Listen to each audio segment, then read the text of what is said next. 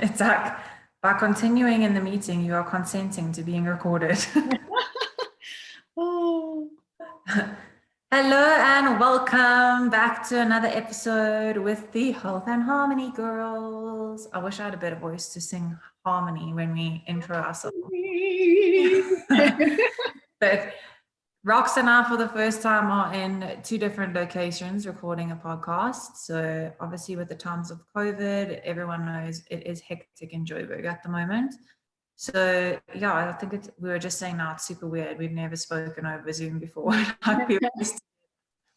But in the spirit of how hectic things are at the moment and how out of control some people feel with their lives, Rox and I have touched on before the fact that you shouldn't want to be in control of everything and to obviously surrender control. But we thought we'd also touch on the opposite side today and just give you a few things that you actually can control in your life if that's what you are seeking at this point in of like uncertainty. If you want a little bit more control and want to seem like you're in a bit of more control of your life and what's going on around. I mean, you have no control over what's going on around you, but you can control some of these non-things. yeah.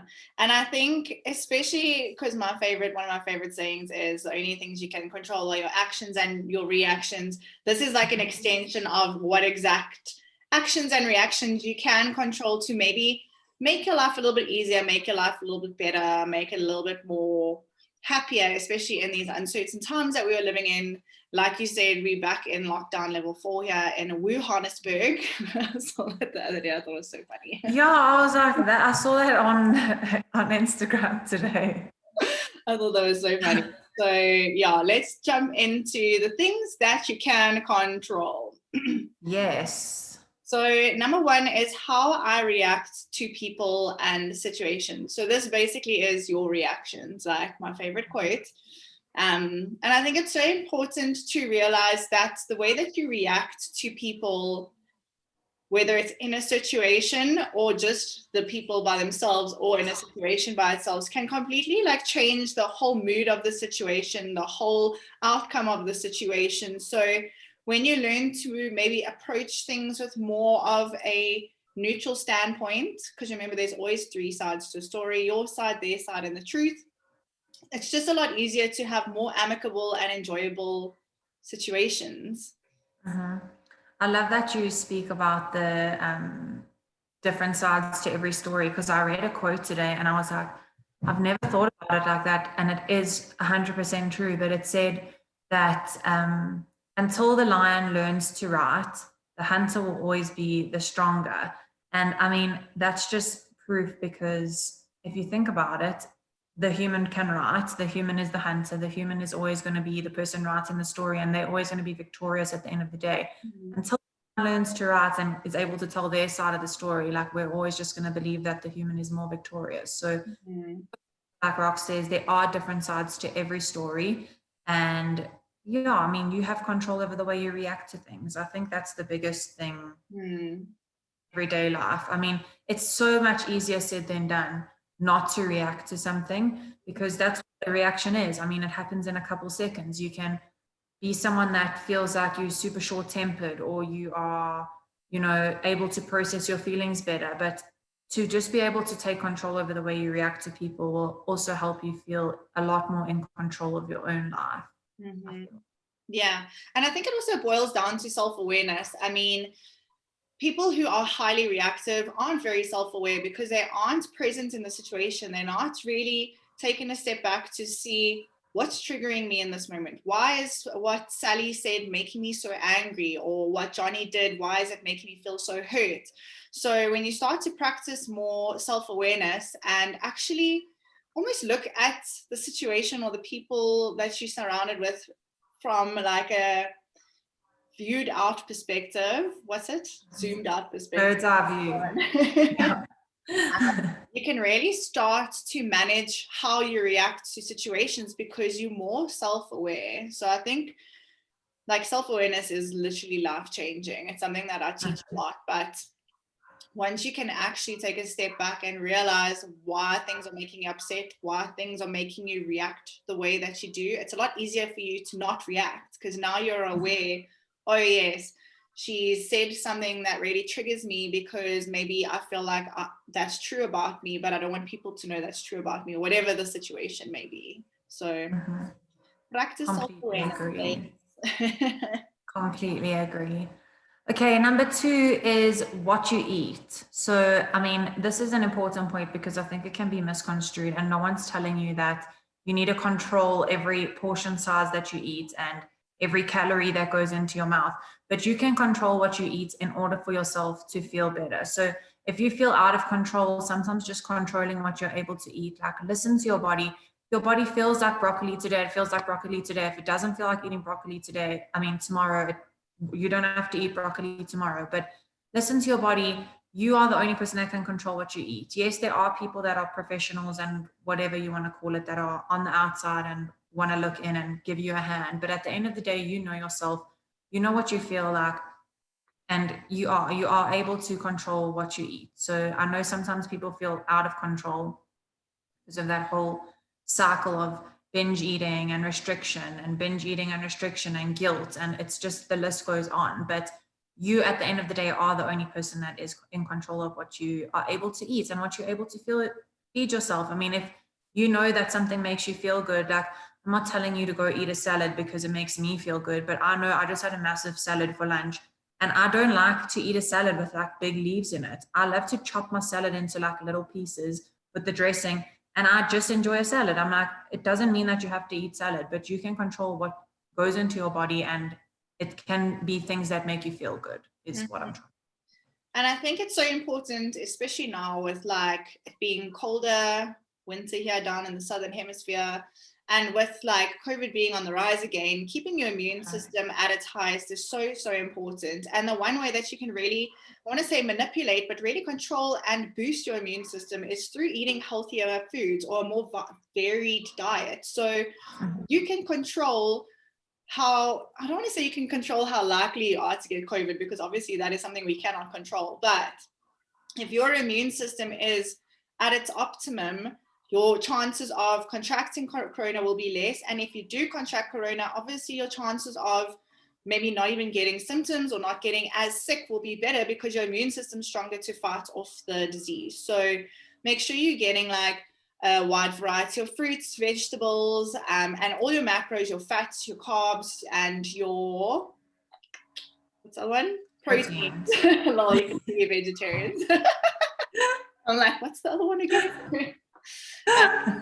Just really try to get a varied amount of food, because the more variation you include in your diet of healthier foods, the more vitamins and minerals you get, the better your immune system is going to be. So I think there's like lots of ways you can look at controlling what you eat, but in this time, in this age, in this crazy fucking world that we're living in, like that's something that you can actually use to help yourself in the long term in terms of health and immunity. I completely agree. I think it's actually so funny because now with how hectic everything is with COVID, a lot of people are ordering their groceries online, and we've been ordering checker 60. I mean, we all did that before COVID, but it's been so busy lately that like you'll order in the morning and they can only deliver at like 3 p.m. or whatever the time is. But if you go onto the app and you try to, like, they have like bundles of easy foods, inspiration for dinner, whatever. And then there's like a whole section on like boost your vitamin C. And they've got all the like oranges. I swear you go on there, they're all like sold out. I had to buy a 3 kg bag of oranges yesterday so that I can try juice. But to just like up those, like Rox is saying, things that are going to help your immune system, to help you to feel, I think it also, I'm not necessarily saying it's a placebo effect, but I know for myself, when I'm feeding myself a lot of like vitamin C and like healthy vitamins when it's flu season, I always feel better mentally as well, because I know I'm like prepared. And I don't know if that like acts as a bit of a placebo where I'm like invincible, touch wood. I literally buy like ginger and oranges and lemon and whatever. I make fresh juice and I'm like, you know what? I've had a shot of juice today. Like I'm feeling la. So you can control what goes into your body and what you eat. And it can always be the things that make you feel good. If you know something's going to make you feel bad after eating it, and I'm not talking about guilt, I'm talking about like physically bad, don't eat it. Pick something else. You can control what goes into your body. Exactly. Okay, number 3 is how I treat my body. I think this can go so deep, because this can like refer to what goes on in your head, how you talk to yourself, how you treat yourself. But basically, I mean, I want to go down more of the path of, I mean, we've spoken about nutrition, and how you treat your body is just looking after it. So whether it's making sure you get your blood flowing every single day, or having that like exfoliating bubble bath so that your skin feels nice and supple, and your soul feels rejuvenated and refreshed, like whatever makes you feel like you are treating your body how it deserves to be treated and makes you feel better. I think that's such a good way to like boost your mood, boost your morale, boost your confidence, boost so many things, your esteem. So yeah, I think how you treat your body is such a nice one, because there's like I said, there's so many things that you can do in terms of how you treat your body, but you do. I completely agree with you. I'm like, treating your body as internal and external. You can be the most fit, in inverted commas, person that people look at and go, wow, like they always look great, but you could be like rotting on the inside. Rox and I have spoken about this in previous podcasts before. There's so many people in different industries that are super fit and they are rotting on the inside, whether it's from drugs or from abuse of this or that. Like there's a million things that you can be rotting on the inside from. So I think taking care of yourself is both internal and external. And like Rox saying, if you feel like that bubble bath, go and take that bubble bath. But at the same time, the bubble bath on the external skin needs to also be like a bubble bath of your mind, and the way you speak to yourself and the way you treat yourself is key. Yeah. And I about think it in every podcast. okay. I was like, we speak about it in every Yeah. podcast. It's about how you treat yourself. I love that. And yeah, I think because the next point there is how I treat myself. That could be more of like a mindset thing as well. So like treating your body, like you said, is internal and external, with like what you put inside and how you treat on the outside. But the same works for how I treat myself. So like if you are dealing with depression, sadness, anxiety, whatever it is, seek help, talk to someone. Don't let it like fester inside, especially during these times where we find ourselves maybe working from home or not going out as much as we used to, or socializing. Like these things can really start to bubble up and like get worse if we don't actively try and sort it out. I mean, we can literally pick up the phone and phone someone if we are feeling sad or down, or we can leave it and just feel worse. So you have the control of how you treat yourself, because you can make these decisions that can make yourself feel better. Completely agree. And I feel like the more time you're spending on your own and with yourself during these periods of being in lockdown or being in isolation or whatever it is that you're in, it's so important to realize how you treat yourself. Like, what are you saying when you walk past the mirror? Because now you're probably surrounded by more mirrors. You have more time to get up in the day and to walk around. Like, are you speaking to yourself in a positive way? Are you speaking to yourself in a negative way? Are you giving yourself some self affirmations, or are you like ruining yourself basically by speaking yourself down? Like the way you treat yourself and the way you treat your body, I like that they come straight after each other, these points, but they both are things that you have control over.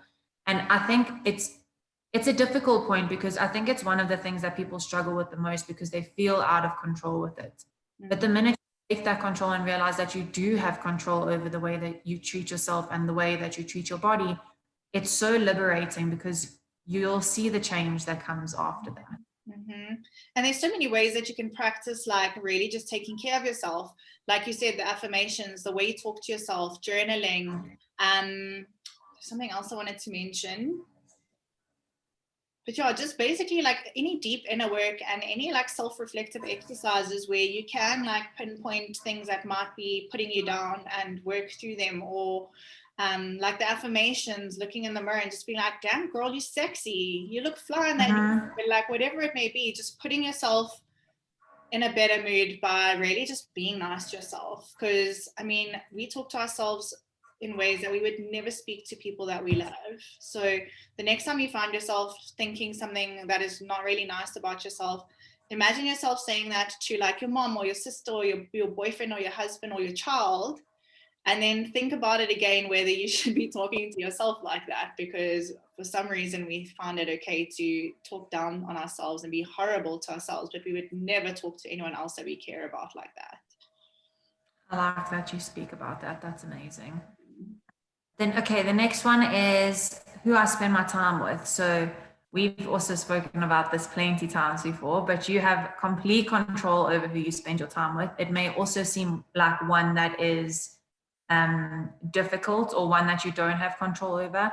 And I know it may seem more difficult if you are surrounded by negative people that are within your family and you do still live at home. Like, those are exceptions. You can control how much time you spend with people, but you may not be able to control whether or not you see those people at all. And that's okay. But we are, in this sense, kind of speaking about negative and positive relationships with friends and relationships. And you 100% have control over who you allow into your life, how much time you spend with them.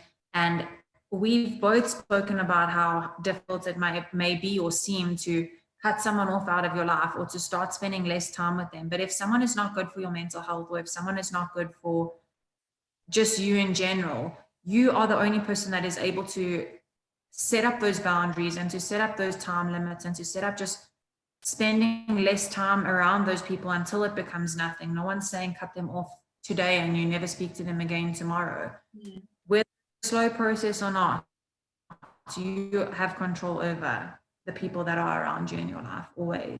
And I think that goes back to boundaries, like you said as well, because I think a lot of people don't realize, like, you're allowed to say no. You're allowed to have you time. You're allowed to make plans that don't include certain people. Like, it's your life. Do what you want. And I also think this goes back to our first point. In situations where you cannot really control, like family gatherings and stuff like that, where you know there might be a certain person who may trigger you or who always gets that reaction out of you, that goes back to point one. You can control how you react to people in situations. So if you know you're going to like an Easter lunch and Granny Patricia's going to be there, who like literally grinds you up the wrong way, just don't let her, I always say, don't let her win. Like, if she says something that you know she's saying just to get a reaction out of you, don't react, because guess what? You're going to win in that situation, because she's not getting what she wants from you and you're not getting that conflict that you're always getting from the situation all the time. So I love that. I love that you said that. That's amazing. Granny Patricia's, they are everywhere. I was like, I don't think I know anyone by that name, so let me use that one. Okay, then number 7 is how clean my home is. And this like was something that I actually realized the other day, because I like just started a recycling project. So I have these like 3 extra bins in my kitchen that already take up so much space. But when they get full, I like, because I have to now take them to the recycling place, I'll end up like putting them in my office on the side where you can't see them, until like I'm like, hey, you really need to take the recycling now. And it got to a point where it was so bad that I was like literally a garbage like heap in my office. And for some reason it was stinky as well. I don't know why, because it's recycling. But anyways, and the one day I was like, you know what, fuck it, Roxanne, just put the shit in your car, go take it to the recycling. And I can promise you now, as soon as I took those bags out of my office, my like whole mind just cleared up. Not even just the fact that my office now looked like a like open space where that had space for me to be creative and work in. It was just so amazing to clear out that shit, because it automatically made me feel lighter. So if you are stuck at home, clearing out can be so therapeutic. I mean, I also did a cupboard clean out, and I like switched my office around over the weekend, and I just feel so much better for it, because I've cleaned out shit that I no longer need. I even wiped down, dusted, because everything gets so dusty when you don't get in there every now and then. But I think it's such a nice way to control your mood and like how you feel, because it's such an easy way, and like it's free to literally it's free. Clear out your space, make yourself feel better. And another nice thing is you can donate stuff to people who might need the stuff that you're not using more, which also makes you feel good at the end of the day. So you're always winning no matter what happens with clearing out your space. Agreed. I'm like, sorry, I was looking if my computer's charging and I can't even see if it is, because my charging. Yeah, so with regard to how clean your home is, I don't actually know which podcast it was, but we did touch on this the other day, and we just spoke about, like Rox is saying, how you can declutter your mind by having a clean desk, and how we were saying that if you're studying for something, often you're thinking about there's like a pile of whatever on your desk instead of the fact that you have work in front of you to do. So always take control over how clean your home is. And no one's saying that you have to be like complete OCD. There has to be like not one speck of dust. But I love that you spoke about the dust situation, because we have the white like shutter thingies in our house, shutter blinds, whatever you want to call them. And like, it seems like such a mission to go and like clean between each blind. But it's like such a rewarding thing. Like once you're done with it, you feel so cleansed, like you're saying with getting rid of the rubbish. Like by the time the bags were just out of the room, never mind even at the rubbish dump yet, you just like already feel cleansed. So whatever it is in your house that maybe needs a little bit of a deep cleanse, it could be you that's needing the deep cleanse, your house. So definitely get that done. Yeah, I mean, even with I used to hate washing the dishes, but that's something that I find like so much joy in, because I walk into my kitchen, I'm like, oh my gosh, I really need to clean this mess. It's looking shocking. There's so many dishes. Like, practice presence, feel the water on my skin, clean the dishes. And when the sink is empty and the kitchen's looking like back in order, I just feel so much happier. So there's so many different ways that you can clean your home and make yourself feel better. Some people are probably listening to this being like, these chicks are fucking crazy. Who likes cleaning? You learn to love it when you are more present and more aware, and that's the truth. And an adult, like we're getting older. True. We talk about and things like that. That's our kind of Okay. And then I see we missed one, but it says what I do in my spare time. So you definitely always have control over what you do in your spare time. I think that's one of probably the easiest things out of this entire list to know that you have control over. You cannot blame anybody else for doing what you do in your spare time. If you choose to use all your 30 minutes or 30 hours of spare time in the week to watch TV, and then at the end of the week you're super bleak because you didn't have time to read the book that you want to read, you have nobody other than yourself to blame. So you always have control over the things that you do in your spare time. So whether it's a workout or whether it's, I think it should always be, and I don't want to say this in case I was going to say I'm not jumping ahead on a point there, but it should always be things that bring you joy, in my opinion. So whatever you are doing in your spare time should be something that's going to make you feel fulfilled. So if it's reading, it's reading. If it's having a bath, it's having a bath. If it's going for a walk, it's going for a walk. If it's just sitting down and being on your own and being present and meditating or whatever it is. And I know I'm making everything kind of more on the active side and more on like the mentally good for your mental health side, but I feel like it should be beneficial to you. If you want to watch TV, that's fine, watch TV, but I'm just saying don't watch TV because the TV's there and you have nothing to watch and you're doing it instead of doing something that could make you feel more fulfilled. So you have control to do whatever you want to do in your spare time, and no one's judging you for whatever that is. It's your spare time at the end of the day, but do whatever makes you happy and what's going to make you feel like at the end of that 15 minutes or 2 hours that you were like, I'm so glad I did that for myself. Definitely. And I had to go find, because I actually saw a post on Instagram the other day that said, so it's like 4 steps. It's like, go to your Instagram settings, click account, click your activity, hit the time tab.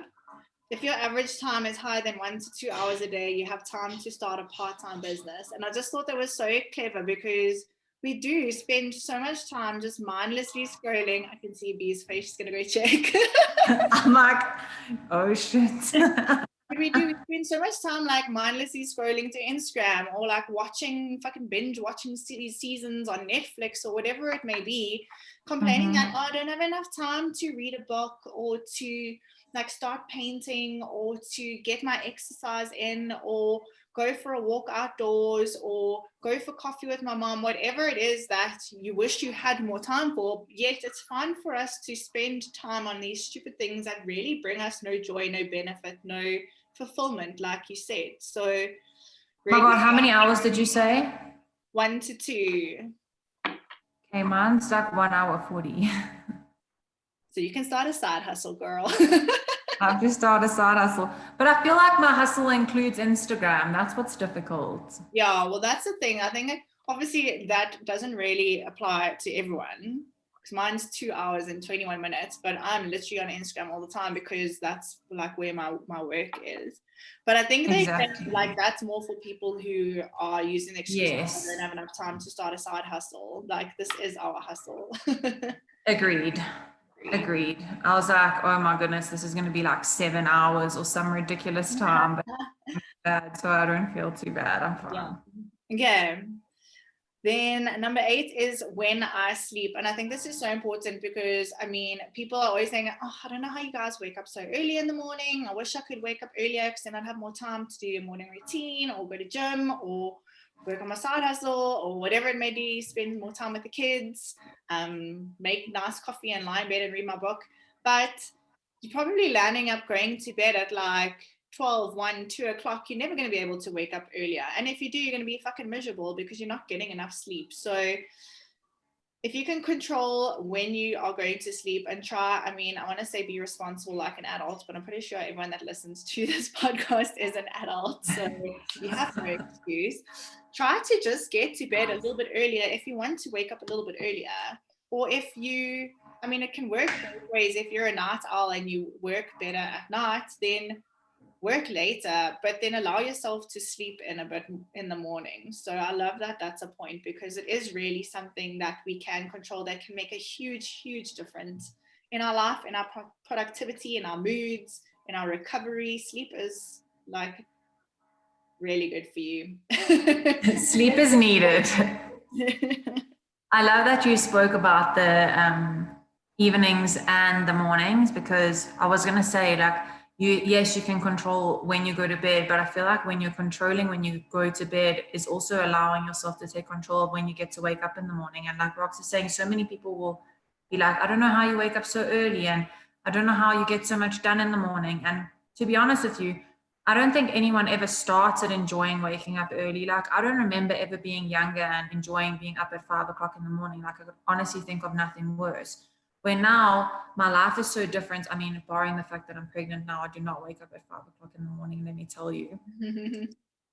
Before I was pregnant, I used to wake up at like 5 o'clock every single morning with no alarm. And that time of the morning was my favorite time of the morning because I would get so much done before my day was even started. And we've spoken about this before as well. So, I mean, you can control when you go to bed if you want a better result in the morning. Or like Rox is saying, if you know that you work better in the evenings, stay up later, but allow yourself that recovery time to sleep in the morning because you need that just as much as you need to work in the evenings or whatever it is that you're doing in the evenings, working out, whatever it is. But allow yourself that rest and recovery time because it's super important. But we'll catch up with you and you will literally tornado the shit out of yourself. Goddamn mind. Yeah. I love that. Tornado the shit out of yourself. Yeah. And then the last one is my thoughts. So I think every person's opinion will be different, but I think out of the 9 things on this list, this is probably the thing that would seem the hardest to do or the thing that you really just seem completely out of control with. A lot of people feel like they have no control over their thoughts. They have no control over the way that they think, and they have no control over the thoughts that pop into their head. And there is a way or a reason why each thought pops into your head. And I mean, you're not going to be able to sit there and divulge every thought and be like, where did this come from? How am I thinking this? You know, you may not be at that point in your process or in your journey or in your life, but you have control to, once a thought is in your head, to reflect on that or to pretty much bar it out of your mind or find something better to say in replacement of that. So I'm not saying it's going to be easy for you to just be like, you know what, I'm in control of my thoughts. And then a bad thought pops into your head and you're like, how did that happen? Like, I'm in control of my thoughts. Every single person goes through these moments where they have like a little minute of bad thinking or a bad thought pops into your head. And I mean, sometimes I'll be thinking, walking down the road and I'm like, oh my gosh, what if one of the dogs gets hit by a car? You know, you think of these random things and then your automatic reaction should rather be, you know what, they will not get hit by a car, like anything like that, and all the positivity, you know, say things that are better, but you have control over the way that you think, as in whatever comes into your mind, you can deflect or reflect on. But I think like Rox was saying earlier, the more self-aware you are and the more present you are in the way that you think about yourself, the easier it is to realize those thoughts that become like thought patterns. And when you do start to cut them out of your thinking process, they do become less, I find. 100%. I think, like you said, like I said, self-awareness, but also just being more present in your thoughts. Because I mean, a lot of the time, and we like they talk about the monkey mind when you learn about meditating and stuff, is your mind is always jumping from thought to thought to thought to thought to thought, and it might be future or past, but you're never really in the present moment. And when you start to practice being more present in the present moment, it's a lot easier to actually like take note of the thoughts that come into your mind and actually just be like, why am I thinking these thoughts? Like you said as well, it's not that easy. It is a process, but like everything, practice makes perfect. And if you really do need help, like go like sign up with a life coach or chat to someone, because these are things that they specialize in helping you to deal with. But yeah, just really, when a negative thought comes up, be more aware of it. Ask yourself, like, why am I thinking this thought? Like, I don't know, let's think of an example. Maybe you want to start running, but you're like, oh, I'm so unfit, I'll never be able to run. People will laugh at me if they see me on the side of the road because my face is going to go so red. Like, you'll make up this whole fucking story in your head where you're literally thinking this absolute bullshit story about yourself. Firstly, it's probably just an excuse so that you don't have to run in the first place. So catch yourself out when you're just making excuses, but like realize why are you being so ugly to yourself. Everyone starts somewhere. Yes, everyone who starts running is going to be unfit. Everyone who starts running is going to get a red face. Everyone who's driving in their cars drive down the road past you are not like fucking phased by the lady who's running down the road. So get over the fact that they're going to be staring at you and thinking that, shame, I look like I'm unfit or redhead or whatever the hell you want to make excuses for. So yeah, I think thoughts is a big one, and there's also a million different ways that we can break this down, but the main thing is to be self-aware. Agreed. Agreed. I have nothing else to say on that point. I do, though, have a really cute quote for you guys.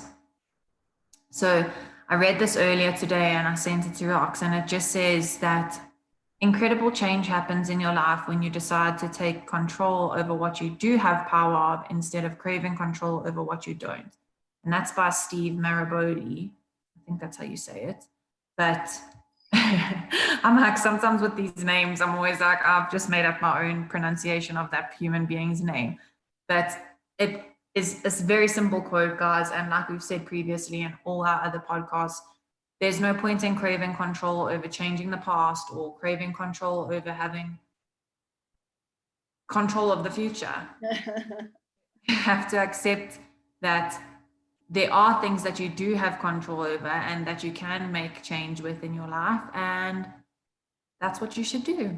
Exactly. I think once you realize that you can't control certain things and you just allow that to be your reality, you feel like an immediate sense of freedom, because it's just like, well, fuck it, I can't control it, so I'm just gonna let it slide. But I know what I can control and I'll work on that rather. Exactly. About it. Alrighty, guys, thanks so much for listening to us again. I hope you guys found some valuable info. Like always, we love seeing your feedback. We've actually been getting some really nice feedback on personal notes. I must tell you some stuff later, actually, after we hit stop recording.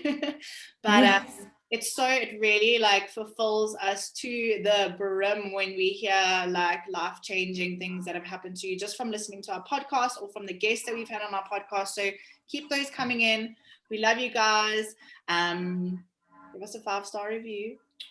And yes, we don't ask, we just tell now. We are a year down the road. Please, you just have to give us a 5-star. Do it for the kids. But we love you, and we'll chat to you guys next week. Toodaloo. Bye.